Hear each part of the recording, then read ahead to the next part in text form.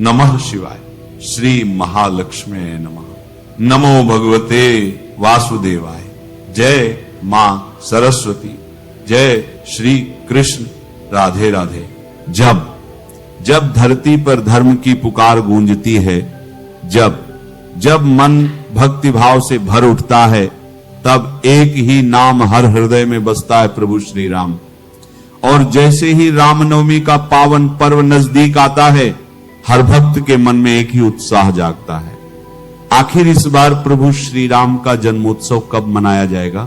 लेकिन इस बार 26 मार्च और 27 मार्च को लेकर जो कंफ्यूजन लोगों के मन में चल रहा है, उसने श्रद्धालुओं को थोड़ा असमंजस में डाल दिया है।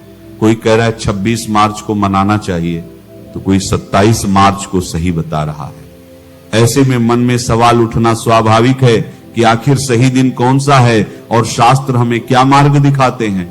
दरअसल हमारे सनातन धर्म में किसी भी पर्व त्योहार की तिथि केवल अंग्रेजी कैलेंडर की तारीख से तय नहीं होती, बल्कि तिथि, नक्षत्र और विशेष मुहूर्त का बहुत गहरा महत्व होता है। रामनवमी का पर्व भी इसी आधार पर मनाया जाता है। शास्त्रों के अनुसार भगवान श्री राम का जन्म चैत्र मास की शुक्ल पक्ष की नवमी तिथि को मध्याह्न काल में हुआ था। इसलिए रामनवमी हमेशा उसी दिन मनाई जाती है जब नवमी तिथि मध्याह्न काल में विद्यमान हो। हर साल हम लोग रामनवमी के दिन भगवान राम का जन्मोत्सव मनाते हैं और हर इलाके में अपनी परंपरा के अनुसार भगवान राम की पूजा उपासना की जाती है।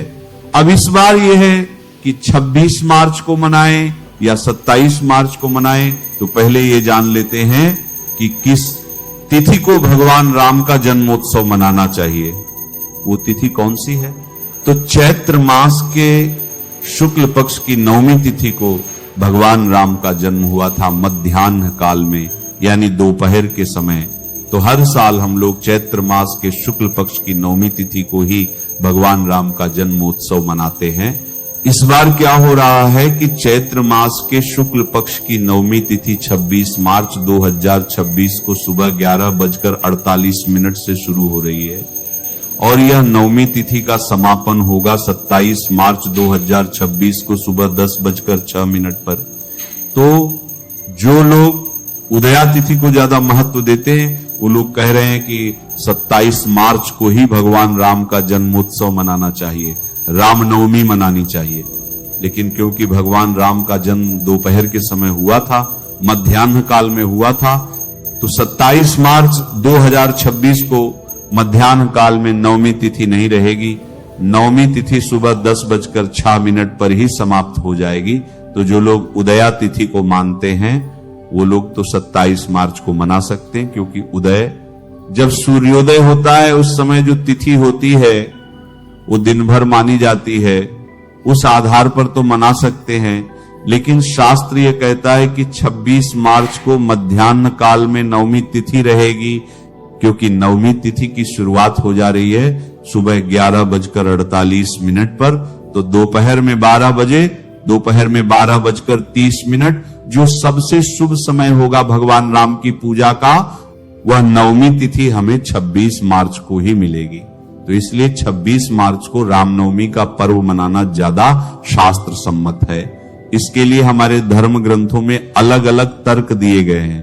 तो अभी आपको इतना बता दें कि 26 तारीख को मनाना ज्यादा शास्त्र सम्मत है, लेकिन कुछ इलाकों में 27 को भी मनाएंगे उदय तिथि के हिसाब से, तो वह भी गलत नहीं है।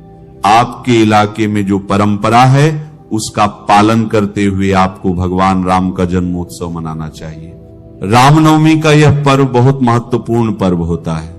इस दिन जो लोग भगवान राम का पूजन करते हैं, राम दरबार का पूजन करते हैं, भगवान राम, लक्ष्मण जी, सीता जी, बजरंगबली, इन सबकी मूर्तियों को रखकर या चित्र को रखकर जो पूजन करते हैं, उनके जीवन में जो कष्ट होते हैं वे दूर होते हैं और मनोकामनाओं की पूर्ति होती है। अगर आप रामनवमी के पावन मौके पर भगवान राम की उपासना अपने घर में करने जा रहे हैं, तो खीर का भोग अवश्य बनाइएगा। भगवान राम को खीर बहुत प्रिय थी और उनकी माता कौशल्या भगवान राम को खीर अवश्य पकाती थी। तो भगवान राम की कृपा प्राप्त करने के लिए खीर का प्रसाद अवश्य बनाना चाहिए। तो सबसे शुभ मुहूर्त कितने बजे होगा? 26 मार्च 2026 को रामनवमी का पर्व हम सब मनाएंगे और उसका जो सबसे शुभ मुहूर्त होगा दोपहर 12 बजे से लेकर दोपहर 1:30 बजे तक, यह सबसे शुभ मुहूर्त होगा। इस दौरान आप अवश्य रामनवमी की पूजा शुरू कर ले और भगवान राम का जन्मोत्सव मनाएं। भगवान राम भगवान विष्णु के प्रमुख अवतारों में से एक अवतार माने जाते हैं। इन्हें 7वां अवतार कहा जाता है। और भगवान राम, जैसा कि आप जानते हैं, रावण जो अपने समय में बहुत ज्यादा अत्याचार कर रहा था, ऋषि मुनियों को परेशान कर रहा था, धर्म का पालन करने वालों को परेशान कर रहा था।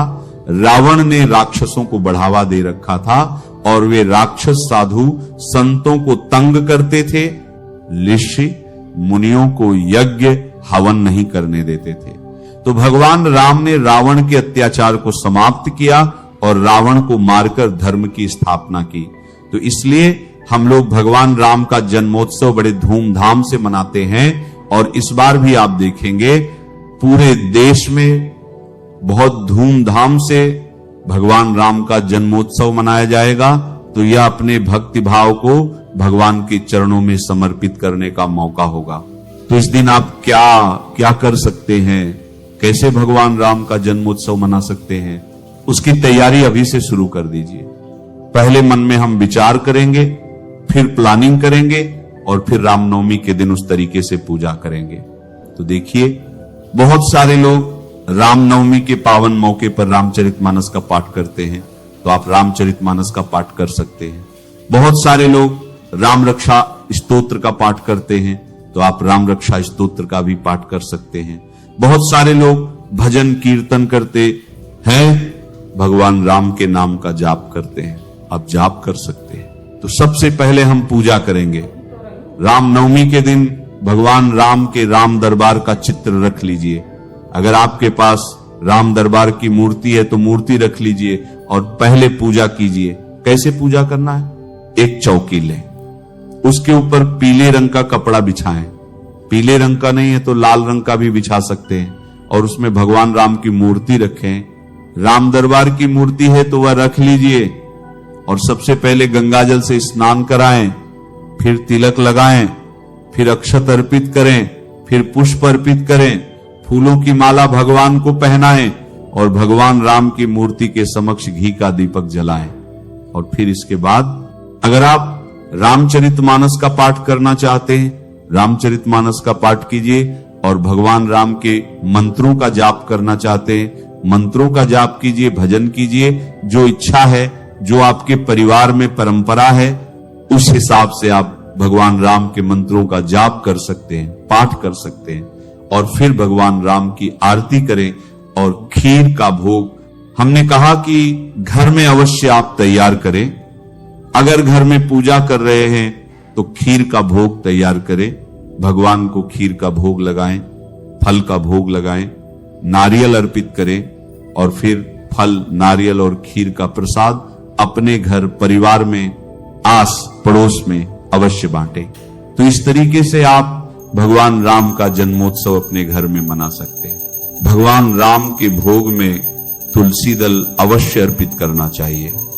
तुलसी दल भगवान को बहुत प्रिय है, तो तुलसी दल आप पहले से ही लाकर अपनी थाली में रख लीजिएगा। आप अपने घर में इस तरीके से पूजन कर सकते हैं और जो भी आपकी इच्छा है भगवान राम के चरणों में निवेदन कर सकते हैं। अपनी मनोकामना पूर्ति के लिए भगवान से प्रार्थना कर सकते हैं। तो आप सबको भगवान राम के जन्मोत्सव रामनवमी की बहुत बहुत शुभकामनाएं। सब पर भगवान राम की कृपा हो।